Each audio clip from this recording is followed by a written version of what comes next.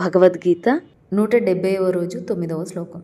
జన్మ కర్మ చ మే దివ్యం ఏవం ఏ వ్యక్తి తత్వతః త్యక్త్వా దేహం పునర్జన్మ నైతి మామేతి సో అర్జున.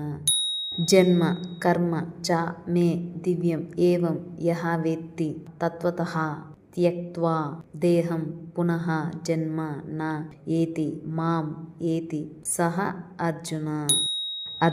అర్జున యహ ఎవడు దివ్యమైన మే నా యొక్క జన్మమును కర్మచ కర్మమును ఏవం ఈ విధముగా తత్వతః యథార్థముగా వ్యక్తి గ్రహించుచున్నాడో సహా ఆ పురుషుడు దేహమును త్యక్త్వా విడిచి పునః తిరిగి జన్మమును నయేతి పొందడు మాం నన్నే ఏతి పొందును.